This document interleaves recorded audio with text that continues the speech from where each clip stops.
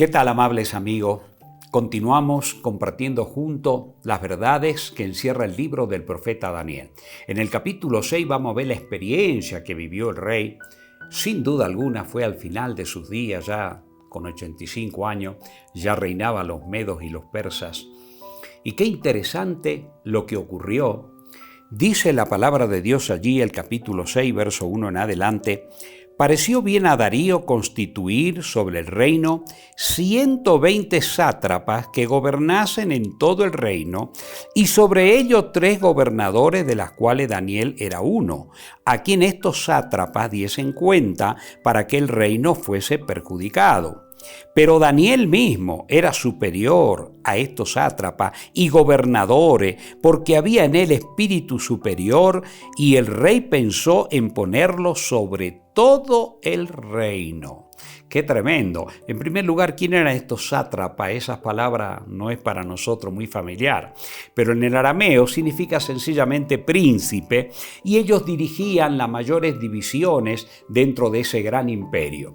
Pero lo que llama la atención acá es cómo Darío, el rey ya reinaba Darío, estaba Ciro allí también, su sobrino, que a la muerte de Darío comenzó a reinar su sobrino Ciro. ¿Cómo es que ellos tomaron a Daniel, que había sido un personaje tan importante en el imperio que acababa de caer, además un hombre que conocía muy bien todas las leyes dentro del imperio y todas las cosas?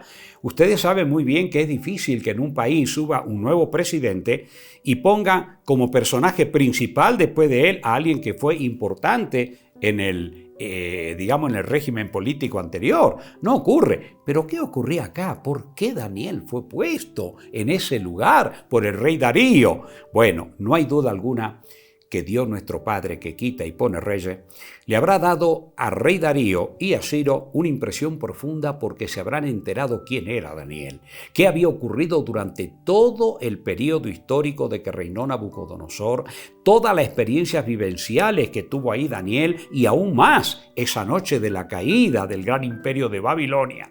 ¿Cómo es que Daniel fue el que interpretó la escritura en la pared, escrita en forma maravillosa por un ángel celestial, lógicamente? Así que, por lo tanto, todo eso impactó fuertemente, y sin lugar a duda que en el diálogo que habrán tenido con el profeta anciano ya, ellos habrán visto un hombre realmente de vital importancia para colocarlo en el puesto que lo colocaron. Así que, por lo tanto, ¿qué ocurrió? Dice el versículo 4, entonces los gobernadores y sátrapas buscaban ocasión para acusar a Daniel en lo relacionado al reino, mas no podían hallar, dice, ocasión alguna o falta, porque él era fiel y ningún vicio ni falta fue hallada en él. ¡Qué tremendo! O sea, ellos querían ver cómo el espíritu de envidia, ¿verdad?, de odio hacia Daniel. ¿Cómo puede ser que que está en Babilonia ahora esté acá también y como el primero, y nosotros estamos en segundo y en tercer lugar o en cuarto? No puede ser. Tenemos que buscar algo para hacerlo sucumbir, pero no encontraba nada. Y entonces sigue diciendo allí la escritura, dice: entonces dijeron aquellos hombres, no hallaremos contra Daniel ocasión alguna para acusarle, si no lo hallamos contra él en relación con la ley de su Dios. Tremendo. O sea, fíjense, amigo, de paso una lección profunda. Si ustedes hacen un análisis histórico, siempre desde el primer imperio universal que hubo en esta tierra de Egipto, siempre el diablo trató de perseguir a los hijos de Dios. ¿Recuerdan en Egipto? Iban a ser ¿quién? El gran Moisés. Y recuerdan cómo fue la historia de él, cómo su hermanita lo llevó, cómo lo puso en una canastita, y cómo vino la hija de Faraón y más bien se encariñó y lo llevaron al palacio real, y allí creció Moisés. Amigos queridos, siempre en todos los imperios, Egipto, Asiria, Babilonia, Medo-Persia, Grecia, Roma, el diablo se ensañó contra los hijos de Dios. En Roma, con mayor razón, crucificando al Rey de Gloria. Así que es terrible cómo el dragón trabaja y cómo el dragón opera.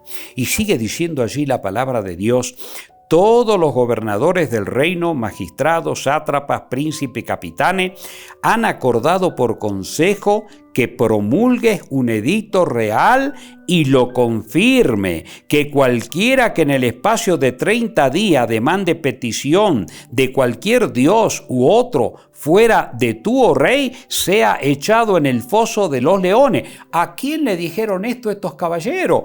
Fíjense en el versículo 6. Entonces estos gobernadores y sátrapas se juntaron delante del rey y le dijeron así: Rey Darío para siempre vive. Fíjense con la trampa que van. Por supuesto no le dicen nada de Daniel, ni le dicen nada con relación, ¿verdad?, a la religión de los hebreos, porque el rey habría discernido, porque el rey Darío llegó a apreciarlo mucho a Daniel. Entonces fueron con una trama tremenda. Pero mis amigos, miren, otra lección importante que podemos sacar acá. ¿Qué dice la Biblia con respecto a la envidia? Si nosotros vamos al libro de los Proverbios, nos encontramos allí con el capítulo 14 y el verso 30. Dice: el corazón apacible es vida de la carne, mas la envidia es carcoma de los huesos. Tremendo. La envidia carcoma de los huesos. Si vamos al capítulo 27 también del mismo libro de los Proverbios, allí entonces nos encontramos con otro texto importante, el versículo 4. Dice: cruel es la ira e impetuoso el furor, mas ¿quién podrá sostenerse delante de la envidia? ¡Qué tremendo! Esto me recuerda de una anécdota que leí de lo que pasó en la antigua Grecia hace muchos años, cuando hacían las grandes competencias, aquellos grandes corredores, ¿verdad?, griegos. Y había uno de ellos que era muy aclamado por la multitud y muy apreciado y lleno de aplauso.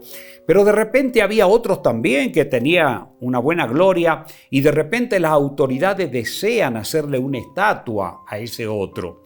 Y este otro, que tenía tanta gloria también, se llenó de envidia. Dijo: pero ¿cómo le van a hacer una estatua a él y no a mí?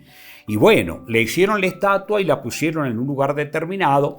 Y entonces este hombre se llenó de tal manera de envidia y de odio contra ese otro amigo que le habían hecho una estatua, que iba todas las noches a empujar la estatua a ver si podía voltearla. Como era un hombre de mucha fuerza, todas las noches iba y hacía eso, y una noche tuvo éxito. Logró derribar la estatua, pero con tal mala suerte que la estatua cayó sobre él y lo desmenuzó y lo destrozó. Así es de destructiva la envidia. Sí, amigo, ese es el virus que el diablo ha metido en todos los seres humanos. Por eso es que nosotros tenemos que aprender a ser manso y humilde de corazón. Y cada vez cuando mayor sabiduría o mayor conocimiento o mayor experiencia de servicio, mayor recurso, aprendamos a servir a los demás, a amarlos, a quererlos y a no ensoberbecernos y a estar esperando siempre ser reconocidos y aplaudidos por los demás. Tremendo. Miren lo que dice también acá en el libro de Eclesiastés. Vamos a leer también el texto del capítulo 4 y el verso 4. Dice: he visto asimismo que todo trabajo y toda excelencia de obra despierta la envidia del hombre contra su prójimo. También esto es vanidad y aflicción de espíritu. ¡Qué tremendo! Así que acá tenemos una lección importante. ¿Pero qué hicieron estos individuos? Sigue diciendo la palabra de Dios, volviendo allí al libro del profeta Daniel, que lo llamaron al rey y le dijeron: rey, tú tienes que hacer que... ¿Por qué le dijeron esto al rey?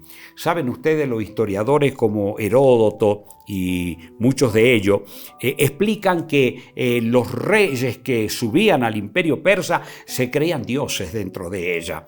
Y entonces en este caso, por supuesto, Darío aceptó que no se le pida a ningún otro dios sino a él. Y por eso él firmó con el sello, dice acá la palabra de Dios, el versículo 9, firmó pues el rey Darío el edicto y la prohibición. O sea, él no sabía que era una trama y urdimbre para destruir a Daniel, pero de toda manera él firmó con su sello. ¿Qué dice el versículo 10? Cuando Daniel supo que el edicto había sido firmado, entró en su casa y, abierta las ventanas de su cámara que daban hacia Jerusalén, se arrodillaba 3 veces al día y oraba y daba gracias delante de su Dios como lo solía hacer antes. No es que Daniel estaba provocando, sino que Daniel sencillamente hacía lo mismo que hacía todos los días. abría las puertas, oraba hacia Jerusalén, ¿verdad? Él se ponía en comunión con su padre y lo seguía haciendo. Entonces aquellos hombres, cuando vieron esto, vinieron al rey Darío y le dijeron: mira, rey, hay un hombre acá de los hebreos que es Daniel y él está haciendo esto, él no está cumpliendo con lo que tú dijiste. Amigo querido, cuando el rey se entera esto, el verso 13 dice: entonces respondieron y dijeron delante del rey: Daniel, que es de los hijos de los cautivos de Judá. El versículo 14 dice: cuando el rey oyó el asunto, le pesó en gran manera, resolvió librar a Daniel y hasta la puesta del sol trabajó para librarlo. O sea, el rey no podía concebir que había caído en tremenda trampa. Cómo estos hombres habían hecho tanto daño para destruir a ese hombre que era tan fiel al imperio y lógicamente a su Dios también. Y entonces él trató, pero no pudo. Entonces dice el versículo 15: pero aquellos hombres rodearon al rey y le dijeron: sepas, oh rey, que es ley de Media y de Persia que ningún edicto y ordenanza que el rey confirme puede ser abrogado. Entonces el rey mandó a que trajeran a Daniel y lo echaran en el foso de los leones. Y el rey dijo a Daniel: el Dios tuyo, a quien tú continuamente sirves, él te libre. Y fue traída una piedra y puesta sobre la puerta del foso, la cual selló el rey con su anillo y con el anillo de sus príncipes, para que el acuerdo acerca de Daniel no se alterase. Luego el rey se fue a su palacio, se acostó, ayunó, ni instrumento de música fueron traídos delante de él, y se le fue el sueño. Claro, el rey lo amaba a Daniel, de él no podía concebir la idea. Pero ¿qué ocurrió durante la noche? Al despertar el rey, entonces, dice la palabra de Dios, el verso 19, el rey pues se levantó muy de mañana y fue apresuradamente al foso de los leones. Y acercándose al foso llamó a voces a Daniel, con voz triste, y le dijo: Daniel, siervo del Dios viviente, el Dios tuyo a quien tú continuamente sirves, ¿te ha podido librar de los leones? Entonces Daniel respondió al rey: oh rey, vive para siempre. Mi Dios envió su ángel, el cual cerró la boca de los leones para que no me hicieran daño, porque ante él fui hallado inocente, y aún delante de ti, oh rey, yo no he hecho nada malo. ¡Qué tremendo! Amigos, ¿cómo habrá estado Daniel esa noche? Capaz que uno de los leones le sirvió de almohada a Daniel, y lo habrán venido los leones ahí, lo habrá acariciado, y estuvo, hermano, si Daniel, dice el ángel, vino a tapar la boca de los leones, es porque Daniel tenía la paz del cielo en su alma. Mis amigos queridos, cuando vamos a ser mártires, el Señor sabe darnos la paz necesaria. En algunos casos en la historia sabemos que muchos murieron en el martirio, pero murieron cantando, murieron viendo una visión y eran de gran testimonio para que se convierta lo que contemplaban esa escena. Pero en otros casos, como en este, Dios no permitió que Daniel muera. ¿Y qué ocurrió entonces? Dice el versículo que sigue. Entonces, versículo 23, se alegró el rey en gran manera a causa de él. Mandó sacar a Daniel del foso, y fue Daniel sacado del foso, y ninguna lesión se halló en él, porque había confiado en su Dios. Y dio orden el rey, y fueron traídos aquellos hombres que habían causado a Daniel, y fueron echados en el foso de los leones, ellos, sus hijos, sus mujeres, y aún no había llegado al fondo del foso cuando los leones se apoderaron de ellos y quebraron todos sus huesos. Tremendo. Mis amigos, aquí hay una lesión tremenda. Algunos dirán: pero ¿y qué tenían que ver los hijos y qué tenían que ver las mujeres? ¿Saben lo que pasa? Cuando esto ocurre en varias partes de la Biblia es porque todos estaban involucrados.